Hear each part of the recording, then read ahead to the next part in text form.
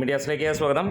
2024 അക്ഷരാർത്ഥത്തിൽ മലയാള സിനിമയുടെ മുഖം തന്നെ മാറ്റിമറിക്കുന്ന ഒരു കാര്യമാണ് കാണിച്ചിരിക്കുന്നത്. തുടർച്ചയായിട്ടുള്ള വമ്പൻ വിജയങ്ങൾ തന്നെയാണ് മലയാള സിനിമയ്ക്ക് ഉണ്ടായിട്ടുള്ളത്.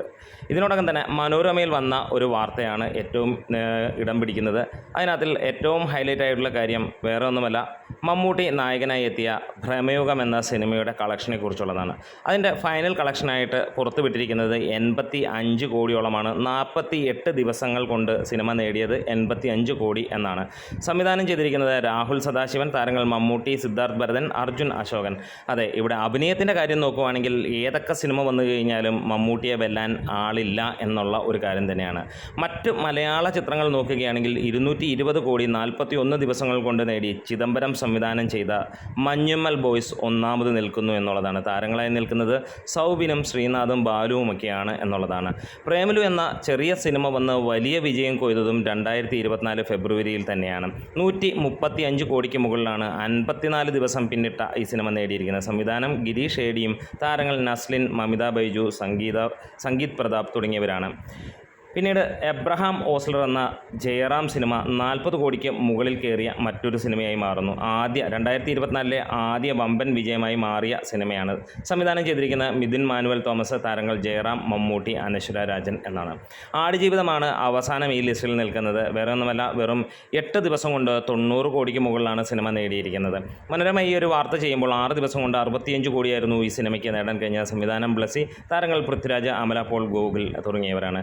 എന്തായാലും ചെറിയ മാർക്കറ്റിലെ വലിയ കച്ചവടം എന്നുള്ള തലക്കെട്ടോട് വന്നത് ഇന്ന് ഒരു ഹൈലൈറ്റ് ആയിരിക്കുന്നു. വേറൊന്നുമല്ല, ആരാധകരിൽ അത് വലിയ സന്തോഷമുണ്ടാകുമ്പോൾ എതിരാളികളിൽ വലിയ രീതിയിൽ ചൊടിപ്പിക്കുന്ന ഒരു കാര്യവും ഈ സിനിമയിലുണ്ട്. അതായത് മമ്മൂട്ടി സിനിമയുടെ 85 കോടി തന്നെയാണ് ചർച്ചാ വിഷയമാകുന്നത്. ഒഫീഷ്യലായിട്ട് ഏകദേശം 25-26 ദിവസങ്ങൾ കഴിഞ്ഞപ്പോഴത്തേക്ക് പ്രൊഡ്യൂസർ തന്നെ ഇട്ടു 60 കോടിക്ക് മുകളിലാണ് സിനിമയുടെ കളക്ഷൻ എന്ന്. പിന്നീട് നമുക്ക് സോഷ്യൽ മീഡിയയിൽ കാണാൻ കഴിയുന്നത് 50 കോടിയും 55 കോടിയും വരെ എത്തിക്കുന്ന ട്രാക്കേഴ്സും അല്ലെങ്കിൽ കളക്ഷനെ മാത്രം വികലമാക്കാൻ ശ്രമിക്കുന്ന ഒരുപാട് പേരുമാണ്. എന്തായാലും ഇപ്പോൾ മനോരമ പുറത്തുവിട്ടിരിക്കുന്ന അനുസരിച്ചിട്ട് 85 കോടിയോളമാണ്. ഇതേ മനോരമ തന്നെയാണ് പുലിമുരുകൻ എന്ന സിനിമ 100 കോടി എത്തിയ കാര്യവും നമ്മളെ ഓർമ്മിപ്പിക്കുന്നത്. അങ്ങനെ വരുമ്പോൾ നിങ്ങൾക്ക് എന്താണ് തോന്നുന്നത്? കമൻസിലൂടെ ഒന്ന് പറയാം. പുലിമുരുകൻ 100 കോടി നേടിയ മനോരമ അത് ഇട്ടപ്പോൾ ഈ 85 കോടി നേടിയ കാര്യം മനോരമ ഇടുമ്പോൾ എന്താണ് നിങ്ങൾ വായിക്കുന്ന കാര്യങ്ങൾ എന്നുള്ളതാണ്. എന്തായാലും ഇവിടെ പ്രൊഡ്യൂസർ പറഞ്ഞിരുന്ന 27 കോടി രൂപയായിരുന്നു ഇതിൻ്റെ പ്രൊഡക്ഷൻ കോസ്റ്റും. അതേപോലെ തന്നെ ഒരു മാസം കഴിഞ്ഞപ്പോൾ സിനിമയ്ക്ക് ലഭിച്ചിരുന്നത് 60 കോടിക്ക് മുകളിലാണ് എന്നുള്ളതാണ്. പിന്നീട് അതിൻ്റെ അപ്ഡേറ്റും കാര്യങ്ങളും ഒന്നും വന്നിട്ടില്ല.